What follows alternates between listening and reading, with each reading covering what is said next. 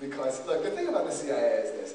It was a great experience. I'm really glad I had it. But it's a very big bureaucratic place. And for anyone with a strong imagination and an entrepreneurial instinct who likes to be in charge for himself, which I've discovered all of those things characterize me, it's not an easy fit. You get frustrated with the stupidity. I mean, did you ever see This Is Spinal Tap, you know, where Brian's the thing is like the guy goes, it's louder, this amplifier goes to 11, and Brian, you know, it's not louder, it just has more gradations, but it's the same amplitude, and then the guy keeps going, but the other one goes to 10, this one goes to 11. I mean, you get a lot of that in the CIA.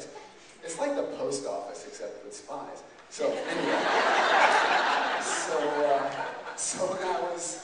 when I was going through the whole process of being vetted for a position there, among other things, you have to take a polygraph. So they hook you up. They put this blood pressure thing around your chest, and they've got a thing on your finger to see if you're sweating, and a heart monitor to see if you're, you know, all the ways of all the indicia of fabrication. So it's a little nervous. You're in this very small room. For me, it was a little nerve-wracking. In this small room, and these are the most humorous people on the planet. I mean, they're selected because they don't have a humor gene. The people who are administering the poly.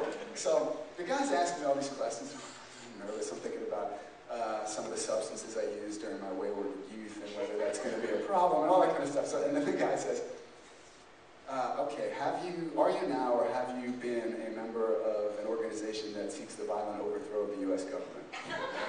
So when I get nervous, sometimes I talk about stuff, and I'm trying to make the guy laugh, you know, because it breaks the ice. So I said, so is there any way I can answer that question yes and still get the job? I thought that was pretty funny. I thought the guy would laugh and, you know, we'd have a human connection. He looked at me like I was a bug under a microscope. So of course, I started getting more nervous with this. So I said, you know, like, yes, but I was very young at the time, or yes, but I had a few drinks and I quit the next day. And now he's just looking at me like, oh man, this is not working out. So I said, no, I've never been a member of that kind of organization. And somehow, I got the job anyway. That was exactly when I